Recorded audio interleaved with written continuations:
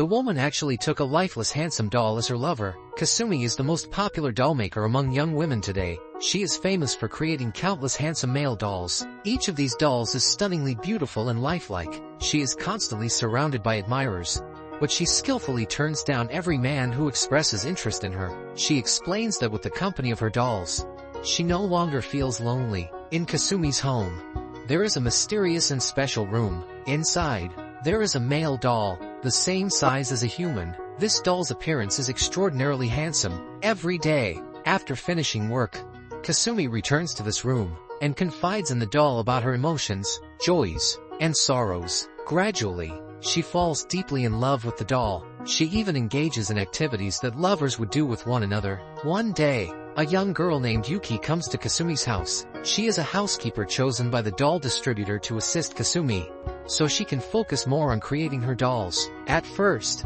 Kasumi feels some resistance toward Yuki, but for some reason, when she looks at Yuki's gentle and beautiful appearance, Kasumi feels a strange emotion well up in her heart. This feeling confuses her, because she has never felt anything like this for anyone before. So she gives Yuki a tour of the house, but she does not allow her to enter the mysterious room. She sternly warns Yuki never to go near that room. Afterward, Yuki moves into Kasumi's house, taking care of Kasumi's daily needs with great attention. One day, while Kasumi is taking a bath, Yuki can't resist her curiosity and enters that room. When she sees the handsome doll, she is deeply captivated by it. Without thinking, she steps forward and reaches out to touch it. At that moment, Kasumi suddenly arrives, angrily swatting her hand away. Yuki hurriedly explains that she just wanted to clean the room, but Kasumi is furious. She will not allow anyone to touch her beloved doll. She warns Yuki again never to enter that room. When Yuki leaves, Kasumi notices an eerie smile on Yuki's face through the doll's perspective. By the time Kasumi turns to look, Yuki has already left. One day, when Kasumi comes home, she notices a shadow flicker through the room. She rushes upstairs and bursts into the room, but there is no one there. Relieved, Kasumi approaches the doll as usual and begins to share her loneliness with it. Suddenly, she notices that the doll's lips are wet, as if someone had kissed it while she was away. Furious, Kasumi confronts Yuki, asking if she went into that room, but Yuki looks confused, saying she doesn't understand what Kasumi is talking about. Seeing Yuki's innocent expression, Kasumi thinks she may have overreacted and decides not to press the matter further. But from that day on, Kasumi becomes restless. Every night, she hears a woman's laughter coming from that room. Yet every time she checks, she finds Yuki sleeping quietly in her own room. This reassures her, but what she doesn't know is that Yuki is pretending to be asleep. Soon, Kasumi releases a new doll collection, still featuring handsome male dolls. However, Chisato, one of Kasumi's ardent fans, feels perplexed by this new release. She notices that while the dolls are beautiful, their expressions seem hostile, as if filled with resentment. This is completely different from Kasumi's usual style. That night, Kasumi hears the woman's laughter again, coming from that room. She hides outside the door to observe, and sure enough, she sees Yuki's figure. Yuki praises the doll's beauty and embraces it in her arms. At that moment, Kasumi can no longer tolerate it. She grabs a carving knife, furiously rushing into the room, and begins slashing at the doll in a frenzy. She cannot forgive it, for her beloved doll has betrayed her and accepted someone else's love. Suddenly, a terrifying scene unfolds. The damaged doll stands up. It turns out that it was a demon all along. Kasumi cannot believe it. The one she loved was a terrifying monster. The demon, angered by being called a monster, taunts Kasumi, telling her that it was her distorted love that gave it its immense power. At that moment, a burst of flames rushes toward the demon, and a girl appears. Her name is Miyu. She is a vampire, but she is also a guardian. Her mission is to hunt demons. Miyu quickly uses hellfire to destroy the demon, but at the same time, the fire consumes the entire house. Kasumi watches helplessly as her beloved doll is burned to ashes. Feeling utterly despairing, Yuki tightly embraces her, gently saying, "I've always understood. You long to give love to others, and also wish to be loved in return, just like the way we are now." It turns out that Yuki deliberately stirred up the love between Kasumi and the doll, because she had always loved Kasumi. Soon after, Kasumi releases a new collection of dolls. This time, she no longer creates handsome male dolls, but starts designing beautiful female dolls instead. At the same time, Yuki also becomes an outstanding dollmaker, but before long, rumors spread that Yuki and her teacher, Kasumi, are a couple, but only Miyu believes that they are about to be manipulated again by the illusion of love. Haruto deeply loved his girlfriend, but one day, she ruthlessly broke up with him. Her reason was shocking. Haruto treated her too well, so well that she felt completely unaccustomed to it. This reason was something Haruto simply couldn't accept. In a daze, he took a bus, and before he knew it, he had reached the final stop. As he stepped off, he noticed an aquarium by the roadside. On a whim, he decided to go inside. That was when Haruto unexpectedly discovered a mysterious room. Curious, he stepped inside. The sight before him left him utterly stunned. He actually saw the legendary mermaid. Haruto was instantly captivated by her beauty. For a moment, he forgot all about the heartbreak that had been weighing on his heart. From that day on, he visited the aquarium every single day. One day, he met a girl named Miyu. Miyu stared at the fish in the tank and sighed, saying they looked happy, but Haruto disagreed. He thought they must feel unbearably lonely. Miyu was puzzled. She believed that fish were different from humans, that they had no desires, no emotions, but Haruto refuted her claim, so he led her to the mysterious room. The moment the mermaid saw Haruto, her eyes gleamed with joy. It was as if she had been waiting for him all along. Haruto softly whispered that she must be lonely, which was why she always welcomed him so happily whenever he came. Just then, the aquarium's director, Eri, approached them. She told Haruto that mermaids usually remained in a deep slumber, only awakening when he arrived. Curious, Haruto asked if mermaids could dream. Eri nodded. She explained that mermaids were highly sensitive creatures. If they were ever exposed to the public, it could very well lead to their death. That was why this mermaid was secretly kept hidden. A few days later, Haruto visited the aquarium once more. Gazing at the mermaid, he gently asked, "Can you tell me, what kind of dreams do you have? I want to know everything about you." The mermaid seemed to understand his plea. In the next instant, a brilliant white light flashed before his eyes, and when the light faded, a breathtaking beach stretched out before him. The ocean sparkled a dazzling shade of blue, and the mermaid sat gracefully on a rock by the shore. The scene before him was so beautiful, it looked like a painting. Haruto realized, this must be the mermaid's homeland. The mermaid longed to return to the sea, back to where she belonged. Just then, Eri's voice rang out beside him. "You saw the mermaid's dream, didn't you?"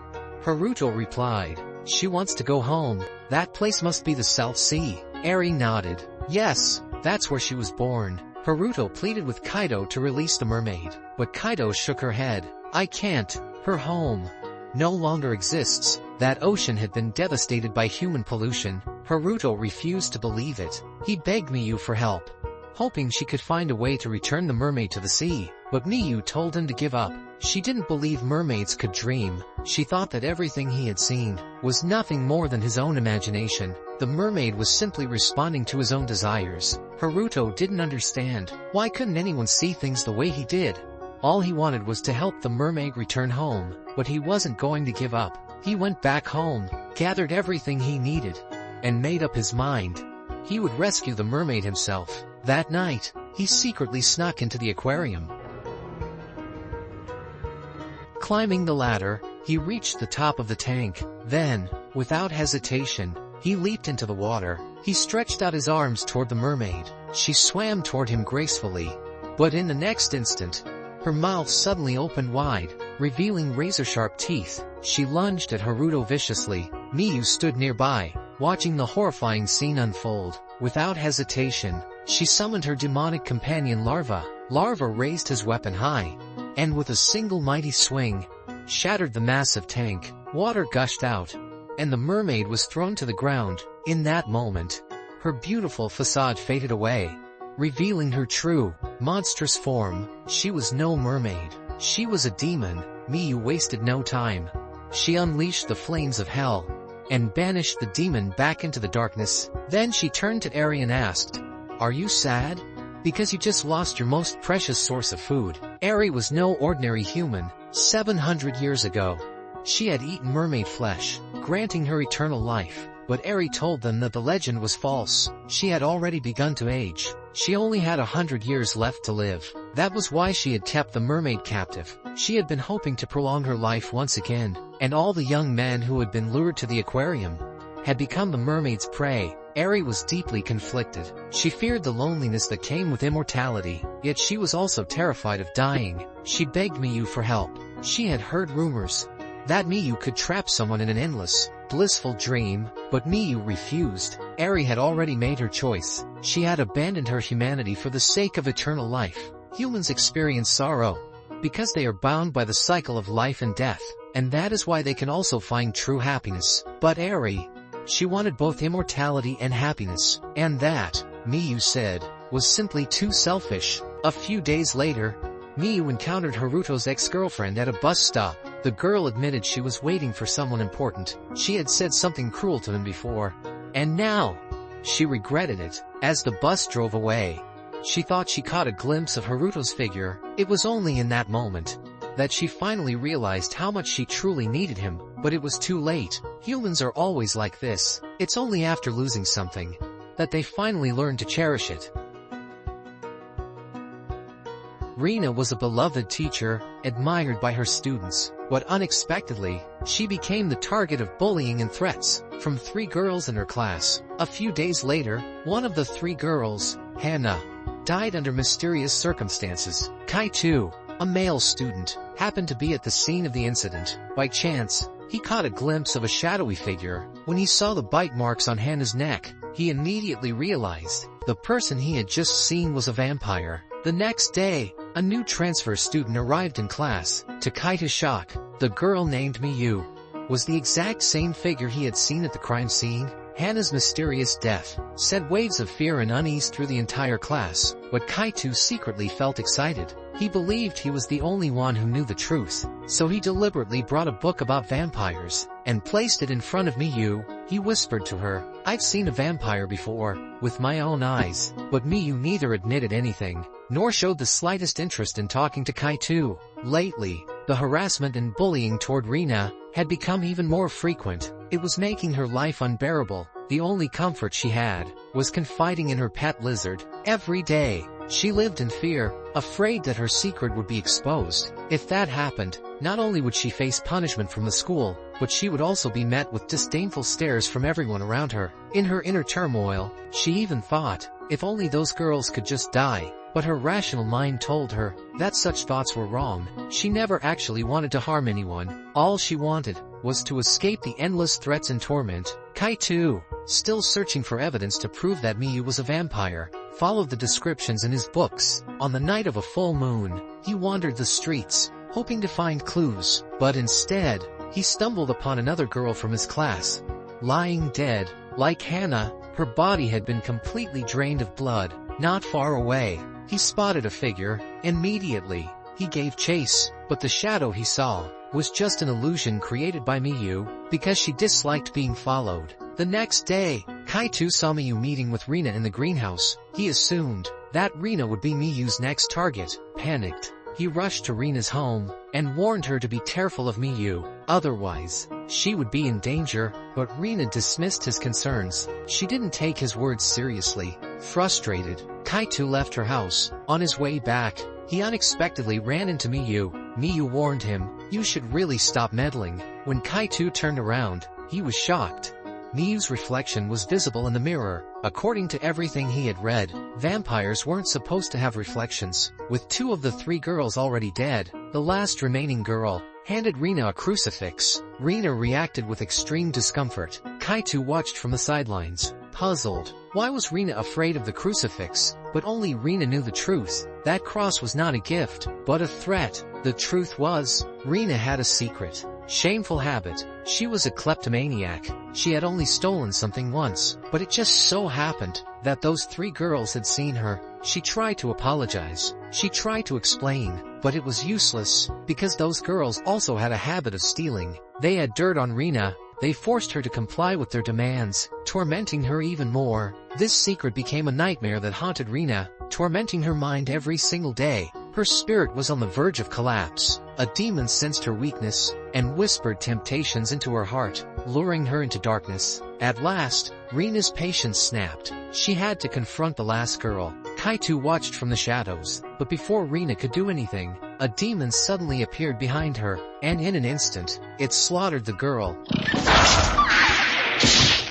Anyone Rina hated, this demon would eliminate. It had also killed the first two girls. Right at that moment, Miyu descended from the sky. She had finally found the demon. With Larva's help, she sealed it away, sending it back to the dark realm. When Rina regained her senses, she was horrified. She couldn't accept the fact that she had been the cause of someone's death. Crushed by guilt, she lost the will to live.